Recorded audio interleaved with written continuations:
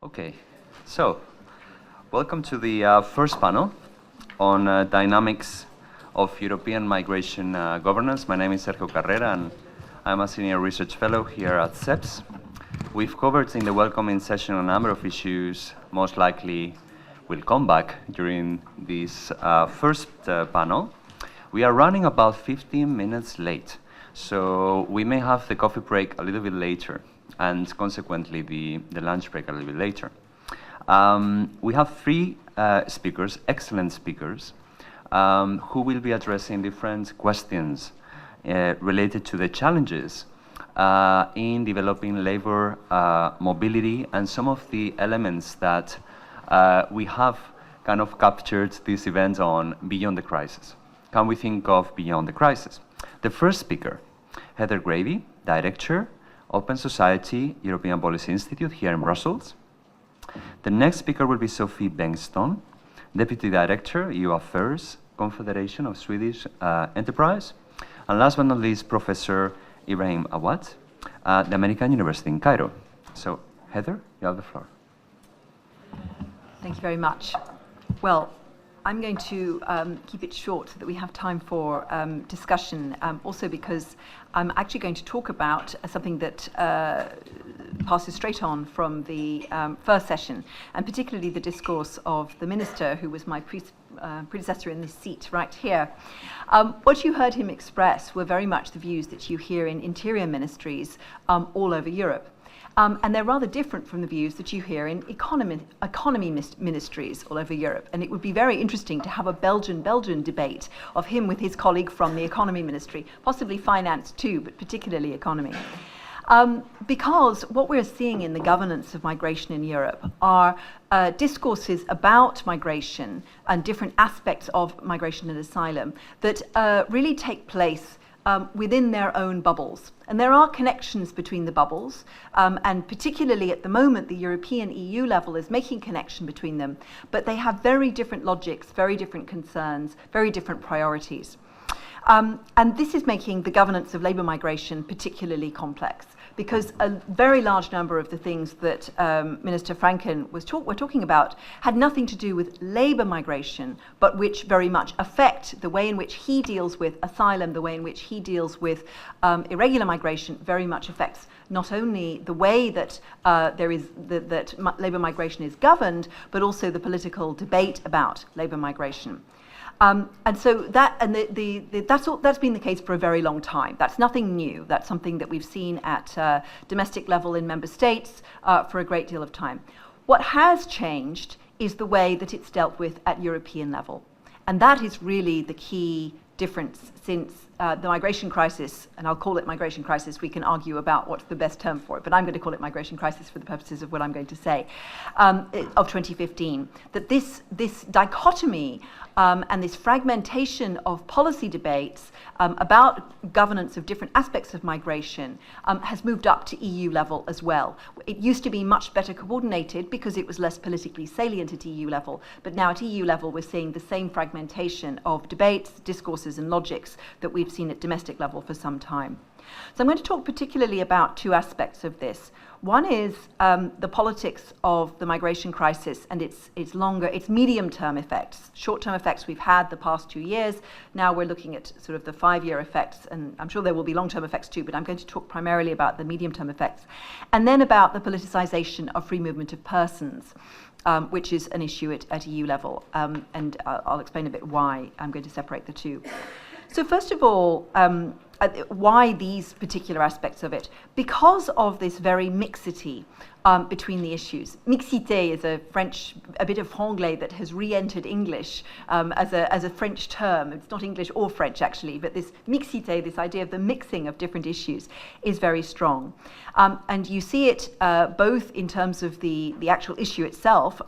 Migration specialists frequently talk about mixed flows of people arriving, for example, in boats from the Mediterranean also across land routes. But it really, as my former colleague Anna Triandafilidou, who's a colleague of Andrew Geddes at Florence, she talks about mixed motivations. It's mixed motivations as much as mixed flows. The people come often with different motivations. They may have actually suffered persecution or other forms of political hardship at home, and they also want a better life for their families economically. And so the mixed motivations makes it sometimes very difficult to categorize people, particularly when they haven't been through a formal process of applying for asylum. And of course, the mixed flows lead to mixed acceptance in host countries. But what you see in the large number of opinion polls and surveys done in host countries is that in some countries, asylum seekers are more welcome and labour migrants less. In other places where there is a demand for labour and where it's working quite well, there is much more acceptance of labour migrants than those seeking asylum. And of course, there's some mixing of issues in the public debate, in particular the massive confusion between who is a migrant worker, who's an asylum seeker, who's a recognised refugees, and the differences of category between those things. The rather neat categorisation put forward by the minister is not reflected in the press very often. So first of all, what's the medium-term impact of the 2015 and onwards crisis, and indeed the era of crises that we're living through at EU level? What it has caused in terms of the dynamics of European migration governance is a moving of levels of migration issues, and hence of the policy actors who are deciding these issues, and therefore of the terms of the debate and the kinds of concerns that they put into those debates. So because the migration crisis became a crisis after the Euro crisis, had set up new channels for political debate on crisis issues, particularly moving them up to the European Council, that really had some quite dramatic effects. It meant that policymakers in the EU institutions on labour migration, particularly those in the European Commission, who used to be rather above the fray of party politics, that was really consigned to the European Parliament, suddenly found that they were in the firing line as well. The political salience of their work changed dramatically. And that meant that, for example, the people in DG Home who'd been working quietly with the people dealing with internal market, dealing with growth, dealing with development, who'd been working on, for example, a rather elaborate plan for labour migration, suddenly found that large parts of it were just politically unfeasible. But it also had the effect of the European Council's involvement in decision-making on the issues, bringing domestic politics directly into policy-making. You could call this, for those among you who've had the great misfortune, as I have, of having to study theories of European integration, you could call it the disintermediation of the community method. So we used to have the community method, the Commission makes a proposal, Parliament discusses it, Parliament, Council, yeah, we know the theory, how it's supposed to work. Now we see things can suddenly jump directly into the European Council, and then sometimes they get pushed downwards again back to the Commission to make a detailed proposal, as happened very often during the migration crisis. But this disintermediation by the European Council, suddenly taking an issue and bringing it up to the levels of heads of state and government, that happened during the Euro crisis, then applying to migration, has had dramatic effects on the whole nature of policy making around it. It makes it much more unpredictable. It means that short-term considerations very frequently outweigh long. And it means that issues of asylum and of dealing with immediate arrivals definitely overtook longer-term issues such as labour migration. It also meant, this also happened during a period when there was a great deal more representation of anti-migration politicians who were explicitly against migration, who were actually in power. They were in the European Council, or in the Council of Ministers, or in the European Parliament, which gave narratives which were against the whole principle of accepting even those who clearly had a prima facie case for refugee status into the EU. And that made consensus much harder to achieve. And that, of course, made consensus harder to achieve also on labour migration issues. And it moved from being a primarily economic issue to being one connected with an issue of very high political salience.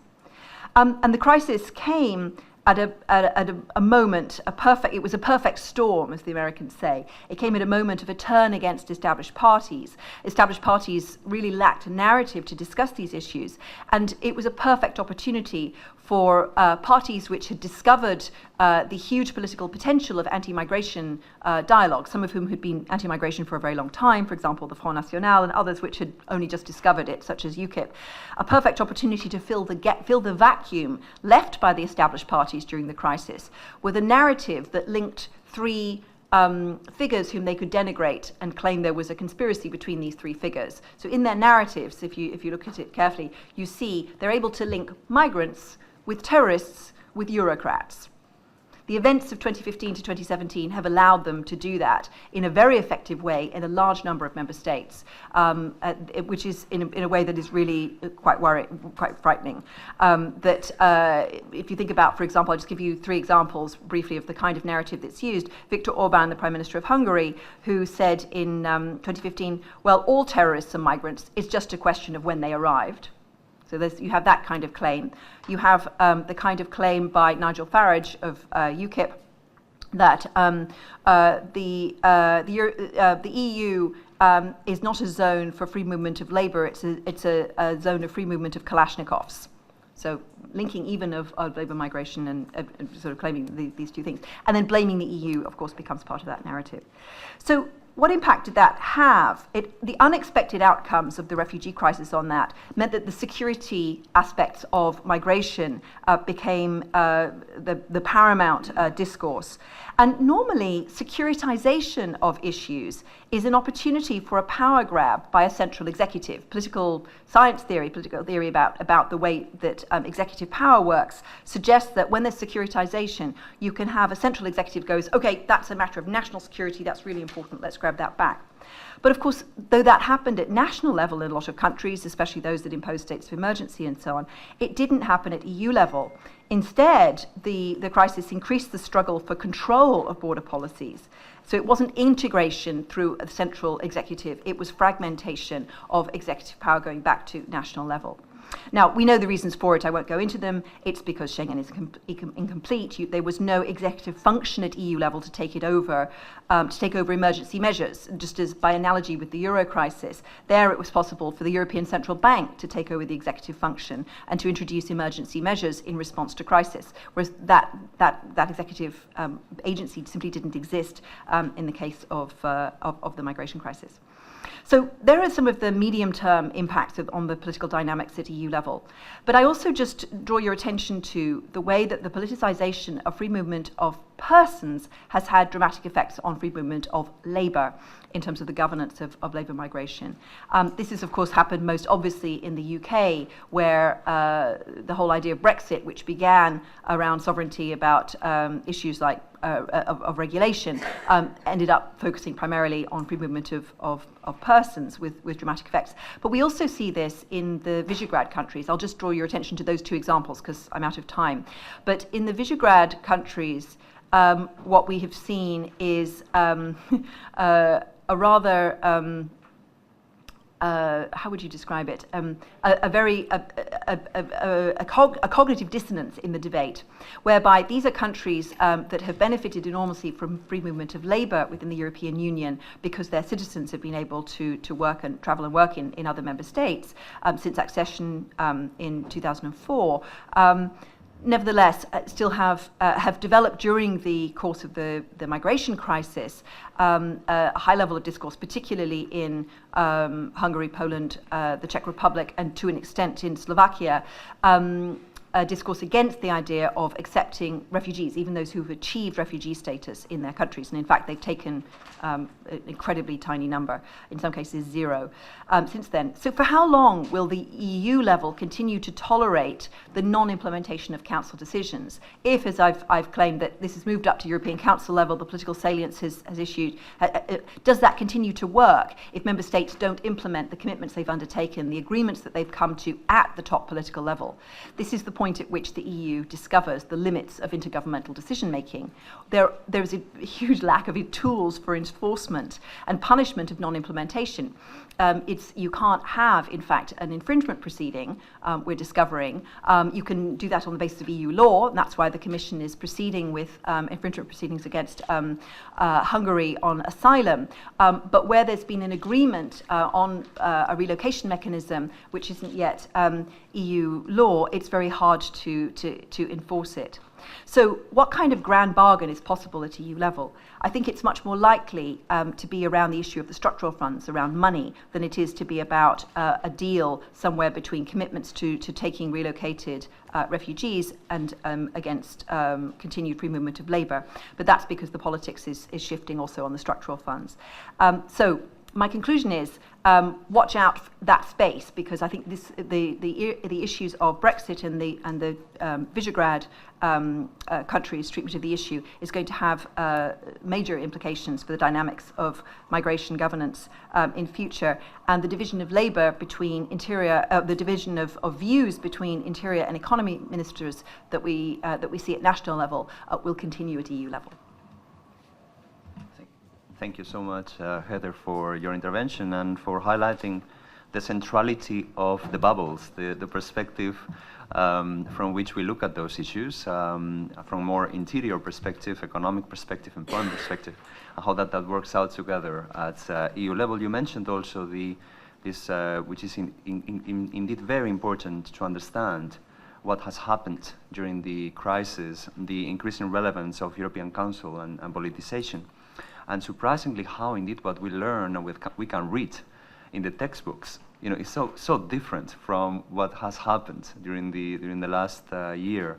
Not least the EU-Turkey deal. I mean, there's nothing. Not even the European Council was involved in CEPS in that deal, and which is currently pending in the Court of Justice for legality test, and also relocation decisions are also pending Court of Justice decision as to whether they are legal or not.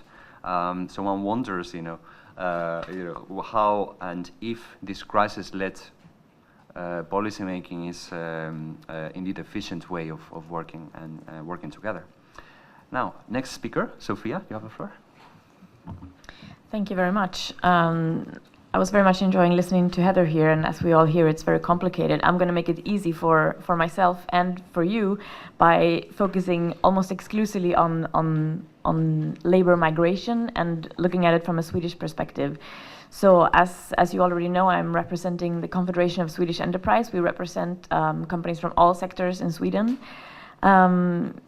And just to start it off, I want to say that Swedish businesses overall have a very positive attitude to labor migration, to migration in general, not only because of the demographic situations that we heard about this morning, but also because we feel like values that our organization embody, like openness, free trade, cultural exchange, are values that are especially in need of protection right now. So that's also why we have been very actively working to uphold principles that I'm going to talk a little bit about that have been implemented in Sweden a couple of years ago in order to increase labor mobility. I think it's very important also to say that, as we heard this morning from Mr. Ambrosio, labor migration is often talked about in terms of Europe needs to secure the best talents. In Sweden, we also have that kind of discussion. And of course, it's true, we do need specialized labor. We do need a lot of high-tech personnel, for example, especially engineers that we have a big shortage of. But what is interesting with the Swedish case, which I will talk a little bit about, is that we actually did introduce in 2008 a law that allows for high and low-skilled labor migration that is not restricted by quotas, it's not restricted by specific qualifications or specific requirements. What it did was that it gave a lot of power to the employers, so to the companies, to actually hire the people that they want to hire from outside the European Union. So again, what I'm talking about is completely separate from free movement of people within Europe. Also, it's completely separate, or almost, from refugees, even if the systems sometimes overlap. But just to be clear, this is so third country nationals migrating for work. So we took this decision in Sweden to liberalize the system. And there was, of course, a big discussion about what will happen now that we allow low-skilled laborers to enter Sweden without any checks and balances, without any quotas. what happened was nothing much. Companies managed to fill vacancies that they were not able to fill before. So for many low-skilled positions, for example, a lot of companies, especially small ones, they find that either they don't find the specific competence that they're looking for, or they don't find workers willing to take those jobs, which is often the case in hospitality industry, for example, or other seasonal works, for example, where Swedish workers would not normally either apply or want to take those jobs, or they're already full-time employed, so they cannot work seasonally. The way it works is that you can have this kind of work permit for up to 2 years, then you can renew it, and when you've been working in Sweden for 4 years, you can apply for a permanent residence permit.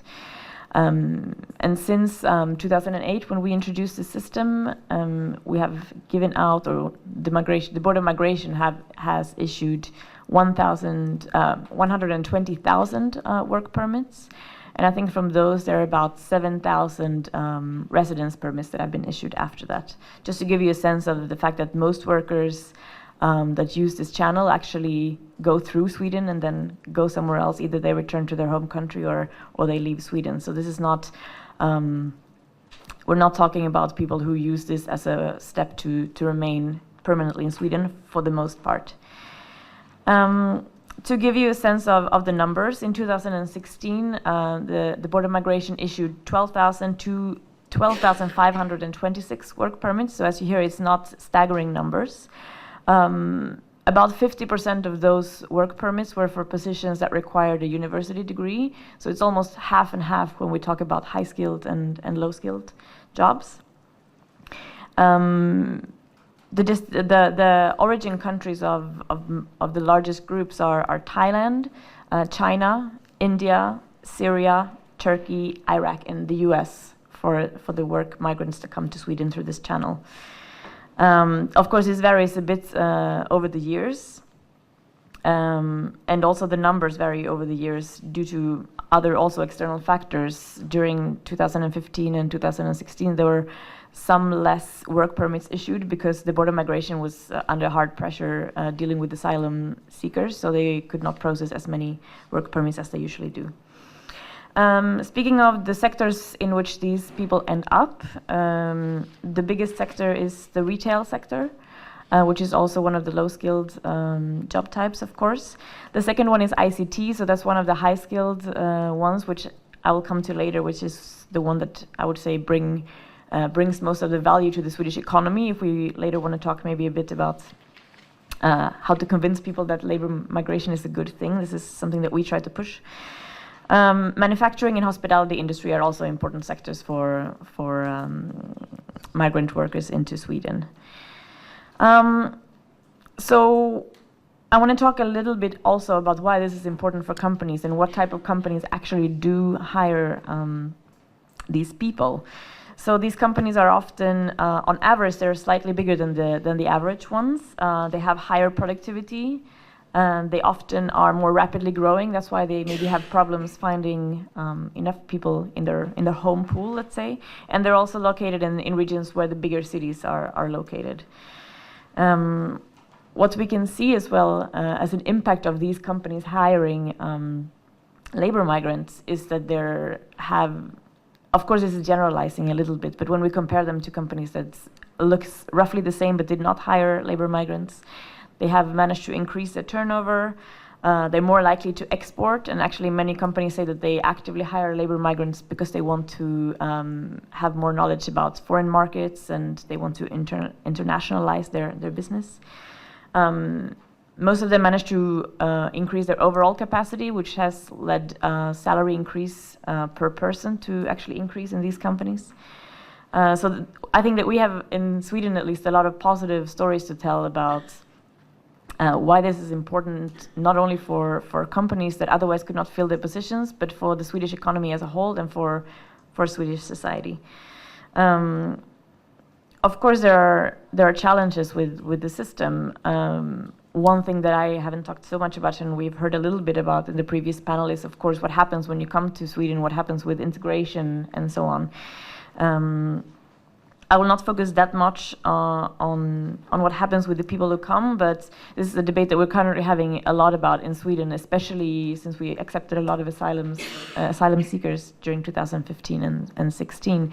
And it's true that with this system, asylum seekers sometimes come to Sweden, and while they wait for asylum, they can also apply for these type of work permits. So the systems do overlap a little bit, which has caused some people to say that there is a competition of jobs between two groups of people who have different needs and different backgrounds. Just to say something quickly about the impact on the Swedish economy, because I think this is important as well. Apart from the fact that most of these companies would not be able to fill their vacancies if they could not hire labor migrants from third countries. They contribute approximately to 1 billion euros to the Swedish economy purely by their added production value in the economy. So this is apart from the tax revenue that they generate with their jobs. And also this is excluding any sort of side effects in other sectors that they may generate. So there is a lot of added value that these people bring. We've also calculated what the effect on the Swedish economy would be if we decreased labor migration by 10 or 20%, for example, and it would be really big negative effect on the Swedish economy. So this is very important for upholding the kind of welfare and societal systems that we have in place now. Maybe I just want to end by signaling a few things that are not working so well with the current system. I know I'm focusing a lot on the national level right now, and we're talking about Europe, but I think there's still some lessons that can be drawn. One of the most cited problems that companies tell us about using the system is that the approval processes for the border migration are very long. Even if we think we have a quite flexible system, having the same authority dealing with asylum approval and work permits approval makes it a bit difficult, and of course it becomes a question of priority. But that also leads companies to maybe not hire in that moment when they're looking to hire someone.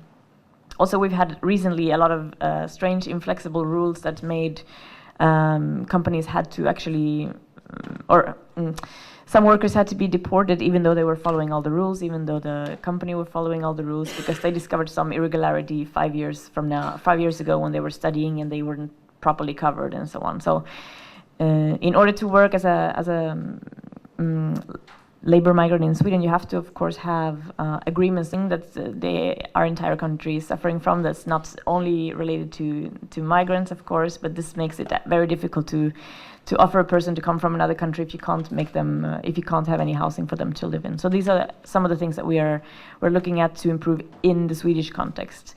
But just to leave you on a positive note, I think that in Sweden we have seen that labor migrants, both for high-skilled and low-skilled jobs, have been working quite effectively. In fact, we wish that we could have more of both high-skilled and low-skilled. And I'm looking forward to hearing some constructive feedback from the audience. Maybe you have some ideas, or I'm happy to take your questions about this. Thank you.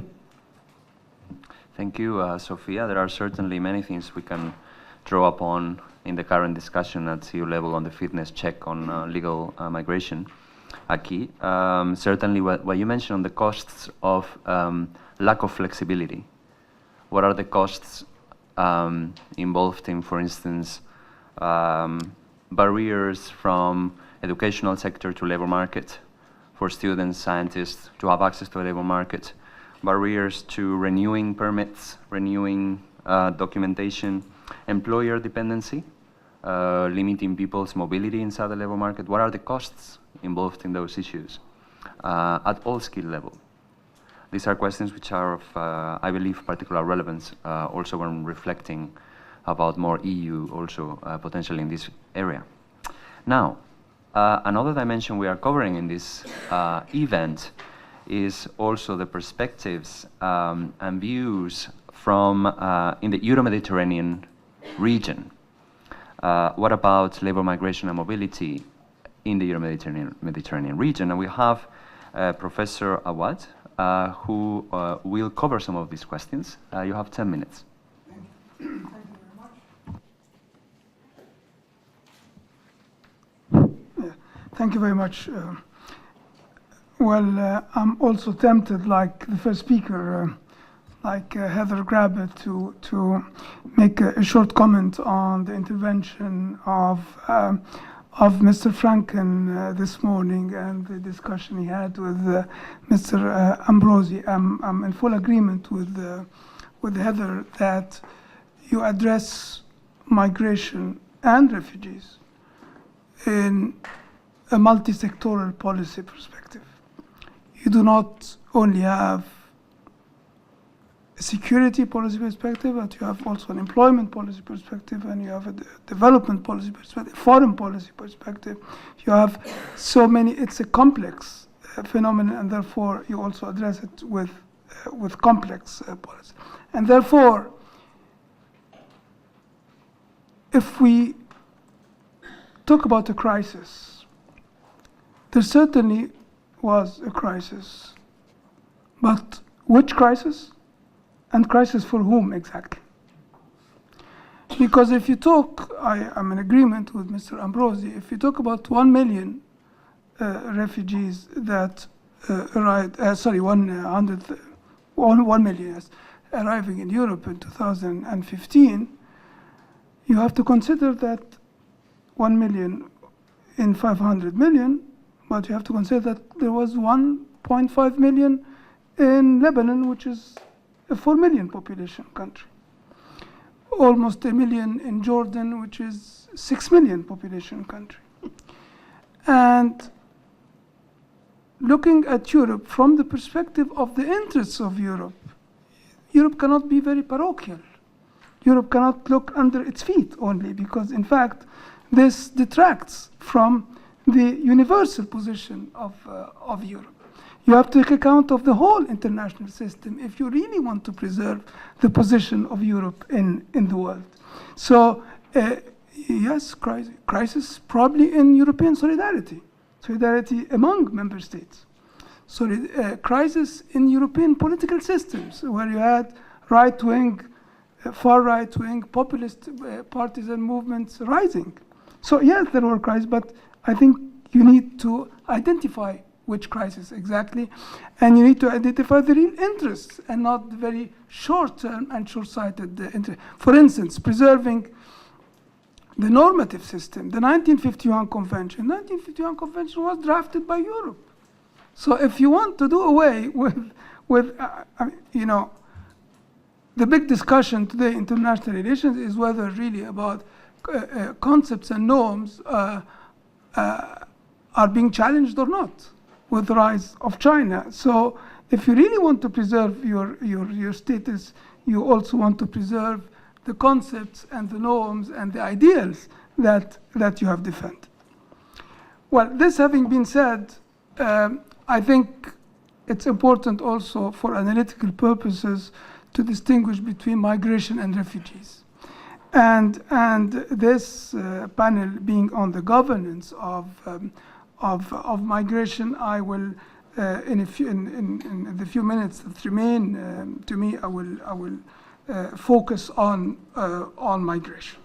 Refugees, which were also mixed with migrants, that increased in number in 2015, probably need some short-term responses. But migration is a much longer-term issue, and it needs some long-term policies. So far, policies on migration have been formulated separately. The European Union has formulated policies and expected Mediterranean countries, South and East Mediterranean countries, to be policy takers. The European Union formulated the policies and expected the SEM countries, as I said, to implement policies such as the global approach on migration and mobility, such mobility partnerships. On the other side, the South and East Mediterranean countries, of course, are not in a position to relegate the EU to to the status of policy takers. They do not have the power for doing so. In fact, they don't have even the ability to formulate migration policies. So you have a disequilibrium, an imbalance, and then you have a conceptual imbalance as well. There is a question of migration of importance in the EU, but in countries on the southern and eastern shores of the Mediterranean, migration is not really an issue. The issue is employment. The issue is poverty. The issue is development. So, in fact, you have two different approaches. Conceptually, by the way, in most developing countries, ministries in charge of what is considered migration in Europe are not called migration ministries, except in my country, in Egypt, in fact. But if you take the Philippines, if you take India, if you take Sri Lanka, they are always about external employment or overseas nationals. Even in Morocco, by the way. So this also needs to be taken into account. Which are the issues really of importance to both sides, and both are legitimate. Both are legitimate, but they have to be put together and they have to be reconciled. I think that something different has to be tried. I think that there is room to try a joint approach to formulating policies on migration and even to implementing policies on labor migration. There is divergence of interest, but there is also convergence of interests. And in fact, the divergence of interest justifies that a joint approach be tried. The joint approach should address the structural problems at the origin of demand for labor in the EU, and we know which structural problems: essentially low fertility rates, low to negative natural population growth, and shrinking working age population and shrinking labor forces. On the side of the South and Eastern Mediterranean countries, it's the opposite.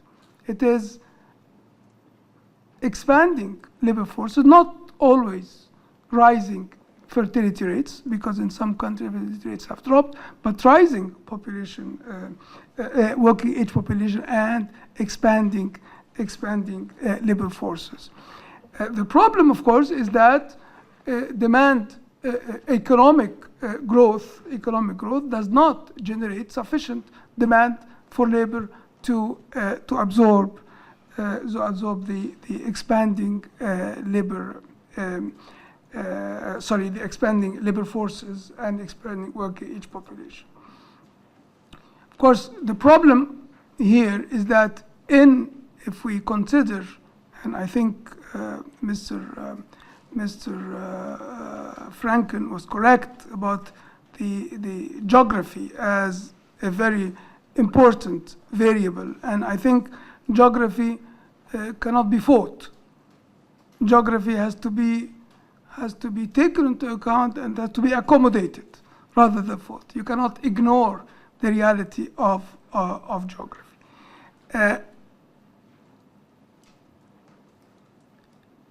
The problem is that you did not only have low economic growth rates and low growth in demand for labor in the SEM countries, but you also had the same in Europe. And you had high unemployment rates, especially for youth in European countries. So, in fact, you had similar problems on the north and the south of the Mediterranean. And this made migration, of course, a political issue in Europe, and you had right-wing and populist countries thriving precisely on this, and migration was faulted for unemployment in Europe, when, of course, you all know that research has shown that this is not the case. Can you go to the conclusion, please? Yes, yes. Now, I think the joint approach could be through reverting to government agreements.